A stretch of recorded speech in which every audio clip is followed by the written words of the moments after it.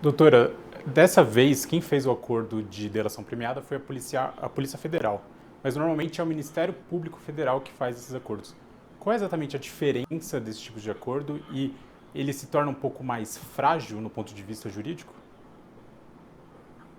A diferença substancial, Vinícius, é que o Ministério Público ele é considerado titular da ação penal pública incondicionada. Então, é mais ou menos grande parte dos crimes que são previstos no nosso ordenamento é o Ministério Público que vai, a partir de uma investigação, decidir se existindo elementos concretos de que aquele crime foi cometido e de quem supostamente cometeu esse crime, ele vai oferecer uma denúncia e vai começar uma ação.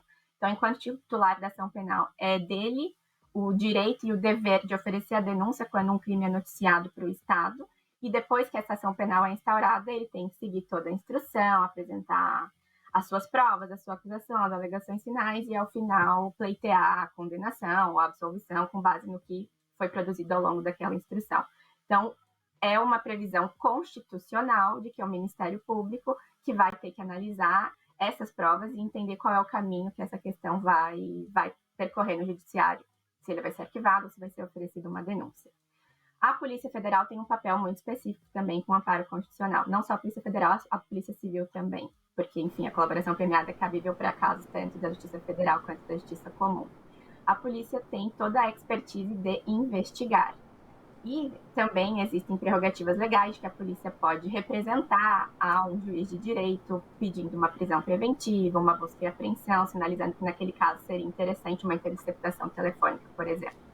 No caso da colaboração premiada, tem uma previsão legal que foi reconhecida como constitucional pelo Supremo Tribunal Federal em 2018, de que um delegado de polícia, então uma autoridade policial, durante as investigações, então em saída de um inquérito policial, poderia firmar um acordo de colaboração premiada com um investigado. Só que a lei diz que precisaria da manifestação do Ministério Público, mas só diz isso, com a manifestação do Ministério Público, sem dizer o que aconteceria se houvesse concordância ou discordância. Então, temos um cenário legal que permite que um acordo de colaboração premiada seja feito diretamente com a Polícia Federal ou com a Polícia Civil e com o aval do STF reconhecendo que é constitucional. Só que o que seria diferente na prática se eu procuro a polícia para fazer um acordo ou se eu procuro o Ministério Público? O que essa autoridade que está representando o Estado consegue efetivamente prometer e entregar em termos de benefícios? Porque a lei é muito clara a respeito dos benefícios que podem ser prometidos e pactuados numa colaboração premiada.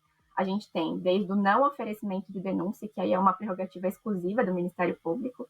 Então, hoje tem um requisito legal que diz que a pessoa tem que ser a primeira a colaborar e não pode ser a líder da organização criminosa e tem que ter trazido fatos que o Estado ainda não tinha nenhum conhecimento. Se ela preenche esses três requisitos, o Ministério Público pode entregar como benefício o não oferecimento da denúncia. Então, a pessoa sequer seria processada. As outras opções de benefício que nós temos são redução de pena de 1 a 2 terços, substituição de uma pena privativa de liberdade por restritiva de direitos, ou o perdão judicial, que é requerido ao magistrado analisar após verificar se os resultados da colaboração premiada foram efetivamente alcançados, se ofertaria o perdão judicial ou não. Nesse cenário todo, é muito difícil de imaginar como um delegado, uma autoridade policial que participa da etapa da investigação, vai conseguir prometer um pedido de redução de pena, sendo que quem vai pedir a condenação ao final de um processo instaurado é o Ministério Público. O delegado, em tese, não participa da instrução de uma ação penal já instaurada. Então, o cenário de um acordo direto com a Polícia Federal é como se ele acrescentasse uma etapa extra de limitação e de dificuldade de se alcançar esses benefícios, porque não vai direto para o magistrado conferir se os resultados foram alcançados e os benefícios já podem ser imediatamente aplicados. Por certo que o Ministério Público tem que ser ouvido, mas o que aconteceria, por exemplo, se a autoridade policial diz que a pena precisa ser reduzida e o Ministério Público está pleiteando que a pena seja aplicada ao máximo da previsão legal? Aí são duas opções diferentes que um magistrado teria que decidir qual delas vai valer.